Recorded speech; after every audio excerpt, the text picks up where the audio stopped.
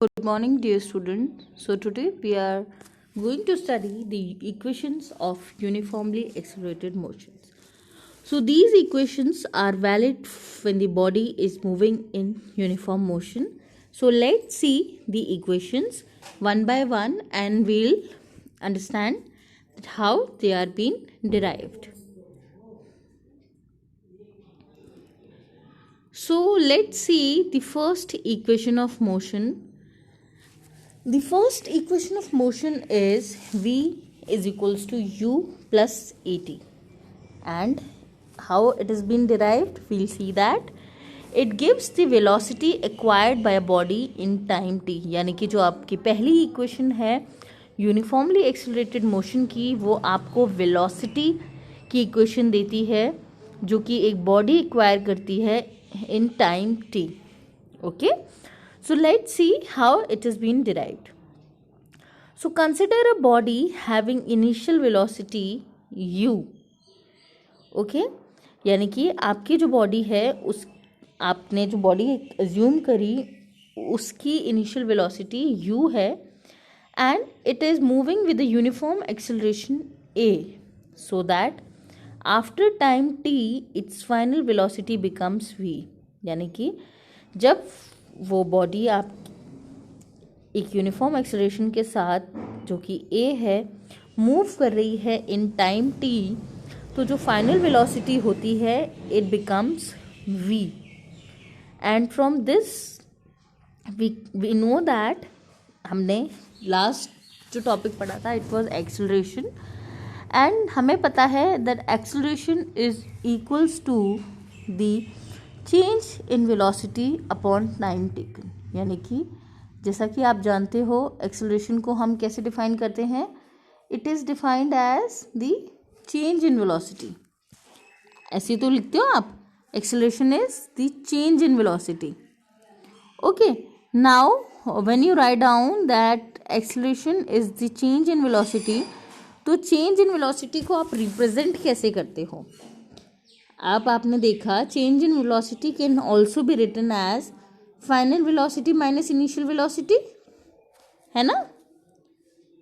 आपने देखा कि ये जो चेंज इन वेलोसिटी है इसको आप लिख सकते हो final velocity minus initial velocity, ठीक है, अपॉन टोटल टाइम. अब आपको पता है कि एक्सेलरेशन को आप स्मॉल a से डिनोट करते हो, फाइनल वेलोसिटी को आप v से डिनोट करते हो, इनिशियल वेलोसिटी को आप u से डिनोट करते हो और टाइम को आप t से डिनोट करते हो. ठीक है, तो अब आप इन the next step can you right all these in this form, yes or no? So from the first or the above equation we get the equation for acceleration, that is a is equals to v minus u upon t. Okay, now when we rearrange this equation तो हमको क्या मिलता है? देखिए, when this t goes into multiplication with a it is formed as at, और जो आपका RHS side है it is the same. So at is equals to v minus u. जब हमको इक्वेशन v की टर्म्स में चाहिए तो we'll move this u to this side and your equations become v is equals to u plus at. Okay, is that clear now? तो जो आपकी final equation है वो देखिए वो क्या है, it is your v is equals to u plus at. आई समझ में? I hope this is clear to you all. And let's see कि आगे सेकेंड इक्वेशन क्या कहती है. I hope the first equation is clear. As you can see that how it has been derived from the acceleration formula. Okay, simple. We have first took the final velocity minus initial velocity. आपको पता है final velocity आप v से लिखते हो, initial velocity u से लिखते हो, टाइम t होता है आपका. आप रीअरेंज करोगे इसको तो you will get this equation and this is your first equation. Okay, ये क्या है? आपकी पहली इक्वेशन है. I hope this is clear now. Now let's move ahead to the second equation of motion.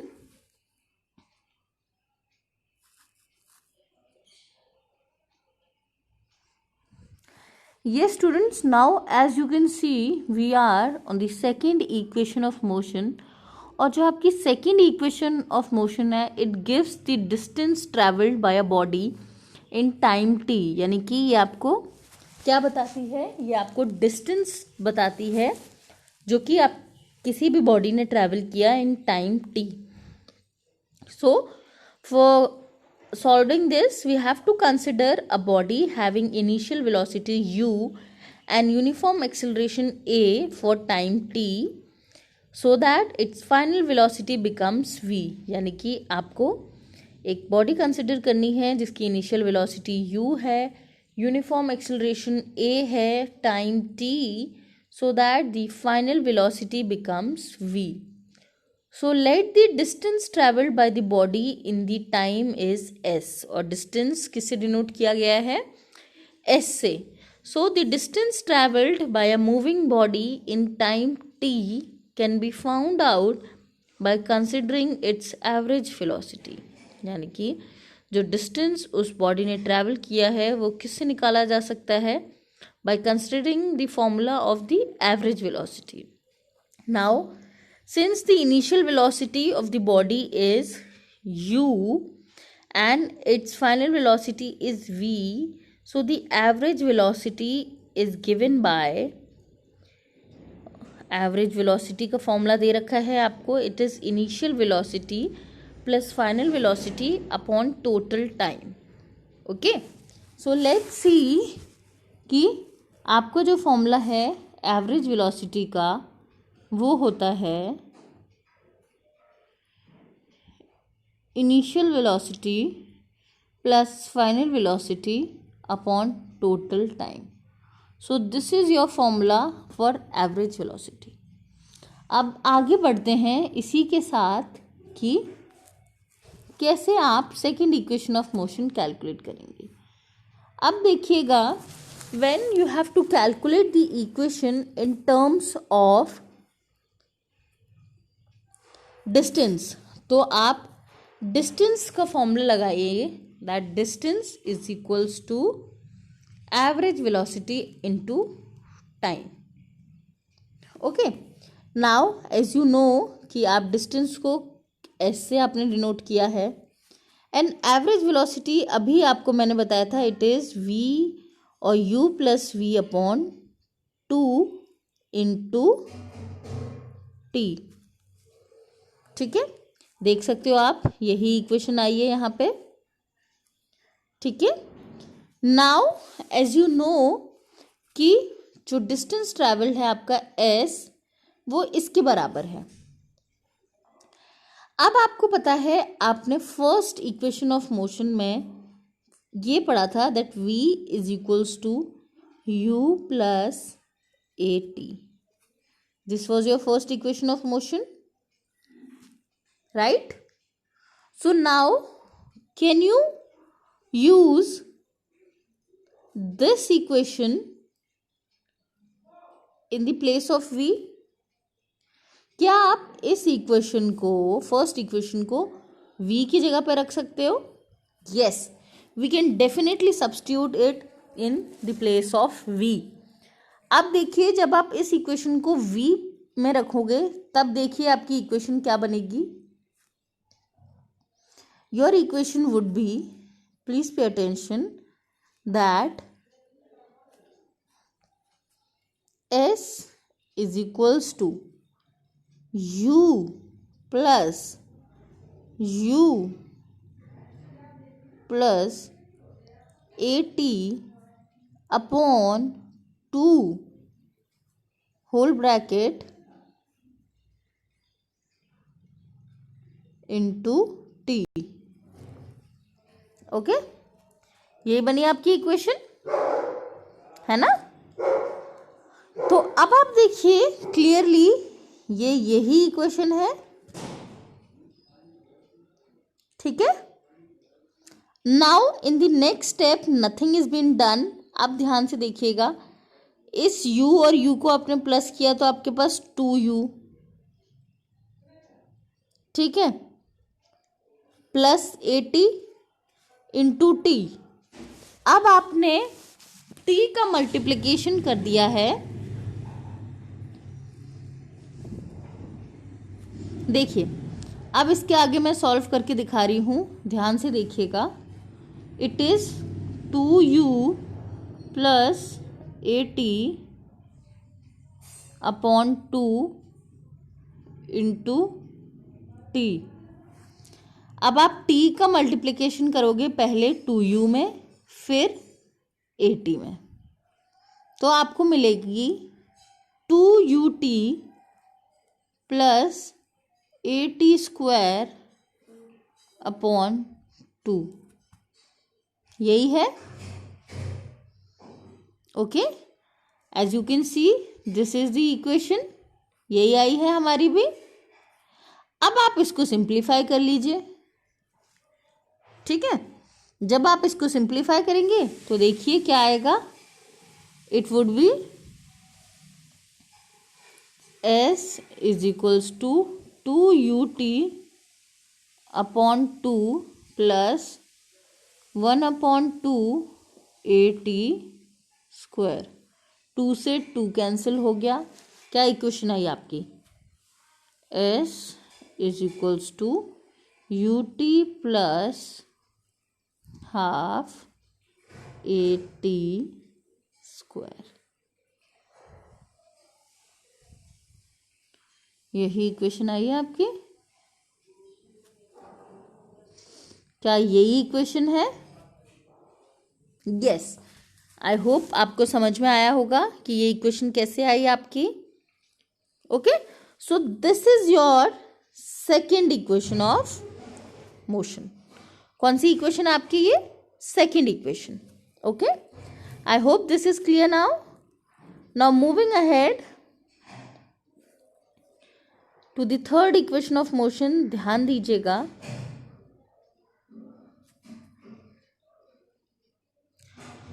so students, the third equation of motion is giving you the velocity acquired by the body which is traveling distance s। यानी कि आपने देखा पहली equation आपको मिली थी the velocity of the body which is acquired in time t, the second is in terms of the distance traveled by the body, the third is in the velocity acquired by the body in traveling the distance s। अब इसके लिए देखिए, you have to consider a body having initial velocity u and uniform acceleration a for time t, so that its final velocity becomes v, and let the distance traveled by the body in time s। So the distance traveled by a moving body in time t can be found out by considering its average velocity।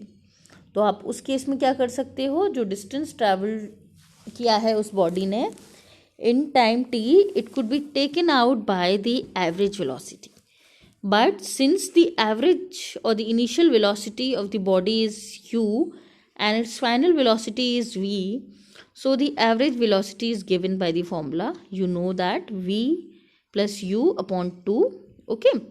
But as you know that we have used this formula in the second equation, and the second equation could be used to eliminate the t, and we can derive the third equation। यानी कि हम दूसरी equation को use करके हम तीसरी equation derive करेंगे। ठीक है बच्चों, अब देखिए, as you know from the second equation of motion we have s is equals to u t plus half a t square. यही है हमारी सेकेंड इक्वेशन ऑफ मोशन। जैसे कि आपने देखा, this is our second equation, है ना। आप देखिए, आगे बढ़ते हैं टू द नेक्स्ट पेज। अब आपने सेकेंड इक्वेशन यूज करी, that is s equals to u t plus half a t square. But now you have to use the first equation to be substituted in the second equation in place of t। अब आपको पता है first equation होती है आपकी v is equals to u plus a t, and आप इससे t की वैल्यू निकाल सकते हैं क्या इस इक्वेशन से? यस। क्या होगा, देखिए ध्यान से, v minus u is equals to a t. यही है, जब आपको पता है कोई भी डिजिट आपकी मल्टीप्लिकेशन में है, जब वो डिवीजन में आएगी, जब वो साइड चेंज होगी तो वो डिवीजन में आएगी। So v minus u upon a is equals to t। ये हो गई आपकी t के टर्म्स में equation rearranged.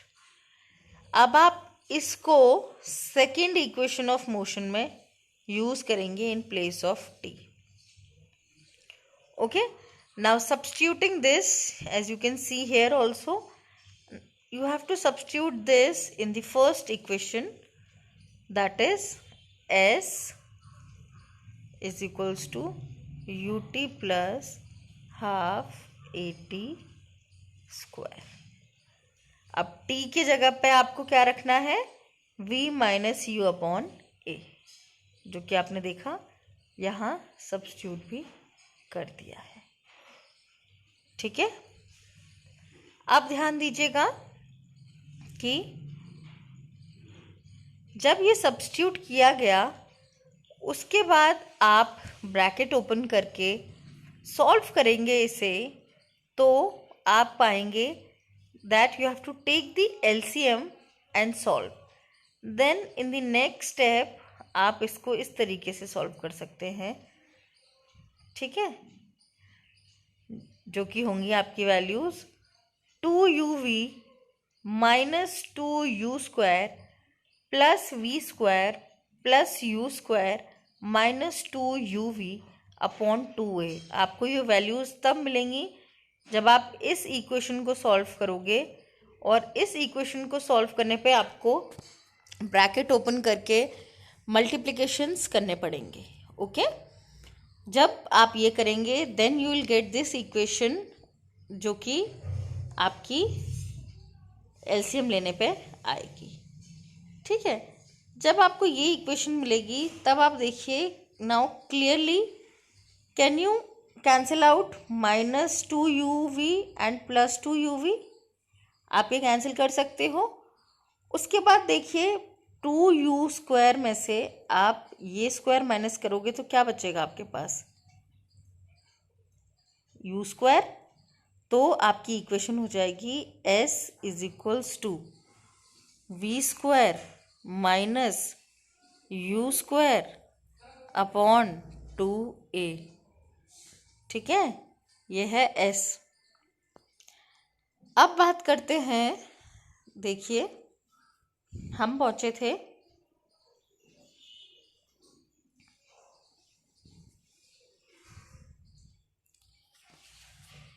we were at s is equals to v square minus u square upon 2a।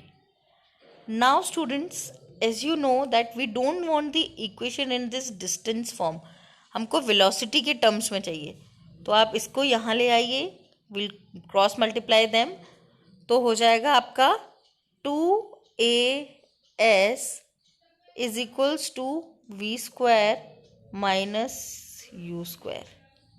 ठीक है, अब जब आप इसको सॉल्व करोगे तो क्या हो जाएगा, 2 a s is equals to v square minus u square को सॉल्व करने पे आप जब यू स्क्वायर को इस तरफ ले जाओगे तो ये माइनस का है तो यहाँ जाके प्लस का हो जाएगा. तो your equation would be v square is equals to u square plus 2as.